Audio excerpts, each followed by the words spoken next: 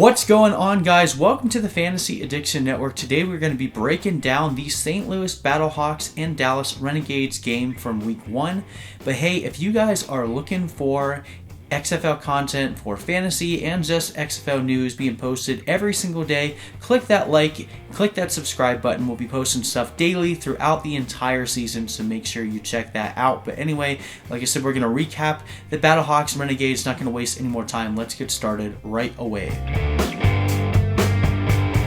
Alright guys, so now we're going to be breaking this game down, but first, if you guys are looking to see a full game replay in a condensed format where we cut out the commercial breaks, all of the dead space between plays, basically the way that they do in the NFL Game Pass, I've actually already put that together for you guys. Either click the link in the description or the info box above, and you guys can see the condensed version of this game if you want to see how it went on the field and get that full game experience to put some context to these box scores. But anyway, we're going to begin by just breaking down kind of what we expected to happen versus what actually happened. So final score of this one, St. Louis 15, Dallas 9. So one of the lowest scoring, I believe this was the lowest scoring game on the week. This was a game that Dallas was heavily favored and they managed to lose. Now, this might be an indictment on Dallas's offense, but it might just be an indictment on the fact that Landry Jones did not play in week 1. That's the side that I'm leaning here. I did think that Dallas would still be able to get the win, but Phillip Nelson, even though he didn't play terribly, he just wasn't really able to throw the ball deep down the field, which is kind of what you need with the fast-paced air raid offense that Dallas was trying to run. So this is going to be a kind of like temper your disappointment for Dallas until we see what this team looks like with Landry Jones. And on on St. Louis side, Jordan Ta'amu looked phenomenal. I was really excited to see how well he looked. This is definitely a plus for him in his road to potentially play on an NFL team. I think this was a really good showcase for him. But we'll break down all of the individual players. Overall, I think that this game, you can take a lot away from how strong St. Louis played. I think that's going to bode well for them going into the next couple weeks. Dallas, I think we kind of have to wait and see how they respond next week when they play the Wildcats, with hopefully having Landry Jones back. So, but let's break down. We'll start with the St. Louis BattleHawks since they were away. Let's break down their box score. As I said, Jordan Ta'amu did a great job. He went 20 for 27, 209 yards through the air, 1 touchdown, no interceptions, and he also had 9 rushing attempts for 77 yards on the ground, including a 37-yard scamper. Just overall, played incredibly well, didn't make too many mistakes. He kept control of this game from the moment it started and just played with a lot of poise. Dallas has a stronger defense in the XFL, and he played them really well. I'm very excited to see what he ends up doing when he plays some of the weaker defenses in this league. All right, jumping over to the running backs. Oh my goodness, Christine Michael. Just anyone that drafted him, I'm sorry. We should have known. He's let us down like 8,000 times in the future, so what's one more time? 7 attempts, 0 yards, 1 fumble, and then 1 catch for -1 yards. He's dead to me. If you can sell, I'll be talking about this in my trade video. If anyone's still willing to buy him, this is your last chance to get out. When we look at the actual leading running back in this game, Matt Jones, 21 attempts, most attempts of any running back in the entire XFL, 85 yards, averaging 4 yards per carry, and he had 1 pass attempt but no catches. So definitely the thing that limits Matt Jones' ceiling right now is his lack of usage in the pass game, but look for that to change, especially if they start to take Christine Michael off the field even more.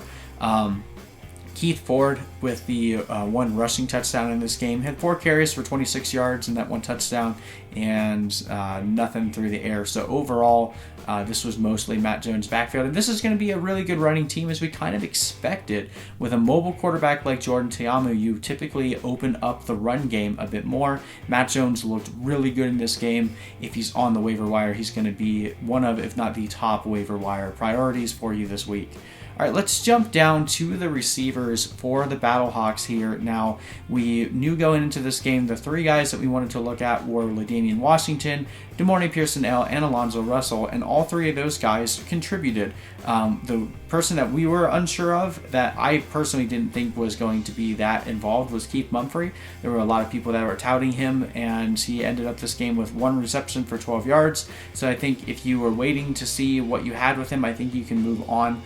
Unless there's an injury ahead of him, I don't think he's going to make a huge contribution to this team. Now, Pierson-El had a really good game. He was doing a lot of the punt returns, had a couple of good returns there, and he also had 4 receptions on 4 targets for 64 yards, including a nice 41-yard catch and run, where most of that was yards after the catch. He looked really good, and overall, I think playing on this team with a mobile quarterback, they're going to have some games where they're going to need to score more than 15 points, and I think they have the offense to do that. So look for Pierson-El to continue to be one of the higher, and he'll probably end up finishing the season as like a high-end wide receiver 2, low-end wide receiver 1. So definitely got him at value in your drafts. Let's jump down to Alonzo Russell. Now, Russell is definitely going to be more of your big play guy, but he's incredibly athletic, incredibly quick. He actually had 5 targets in this game, 3 receptions for 49 yards, but he had that really nice touchdown grab just to go up and get it over 2 defenders. It was a beautiful catch, and overall, Alonzo Russell really impressed me. I really like his prospects going forward. I think he'll end up being a little bit more boom-bust week over week. I don't expect that production to always be there, but he's definitely a name to remember for daily fantasy. And then LaDainian Washington actually had the most receptions of any wide receiver on this team, but he only had 20 yards. He made some nice moves, and he had 1 target in like a back shoulder fade for a conversion play. He caught it, but he wasn't able to get any of his feet in bounds. So I look for LaDainian Washington to end up being one of more of those buy low type guys. I think he'll continue to be a pretty big contributor in this offense. He looked really good, just he didn't get the yards this time. So all 3 of those guys are really good. This is probably going to end up being like a 1A, 1B, 1C situation where it can kind of shift week to week as to see who ends up getting the most yards. Now, looking at the tight ends, coming into this game, we were really excited for Cole Hunt in the offseason, and then a few days before the season started, they converted Marcus Lucas over to tight end from wide receiver and threw Cole Hunt back to the bottom of the depth chart at tight end 3. We weren't too worried about Wes Saxton because he's more of a run-blocking tight end, but we weren't sure how the splits were going to look between Marcus Lucas and Cole Hunt. Well, early on in the game, Cole Hunt had a missed opportunity. He could have scored a big touchdown, but then not too many plays after that, he got into I guess you could call it a fight or an altercation with a Dallas player on the sideline, and I couldn't really tell from the camera angle what exactly happened, but it looked like he tripped over the bench or something, but his knee gave out, and he had to receive an air cast, and he was carted off the field. I don't know the extent of the injury yet, but it did not look good. At this point, I would venture to guess that Cole Hunt will not be playing anymore this season, which is a bummer for him. Thoughts and prayers pour one out for him. But that really means even more work for Marcus Lucas is coming. In this game, he had the most targets of any pass catcher in St. Louis. He had 6 targets, 4 receptions for 40 yards. Marcus Lucas is looking to be one of the better tight ends, one of the more consistent tight ends. Jordan Teama looked at him early and often. And again, he's playing for a coach that used to be a tight end coach. So I would expect them to continue to use the tight end in this manner. So if Marcus Lucas is on your waiver wire, you absolutely have to pick him up. Tight ends are so rare and hard to find in this league, and I think you can get a really, really good gem in Marcus Lucas. So make sure if he's out there, he's on your team. All right, let's jump over to Dallas. And again, like I said, this is definitely going to be a little bit of a I just have to wait and see, because Phillip Nelson played decent.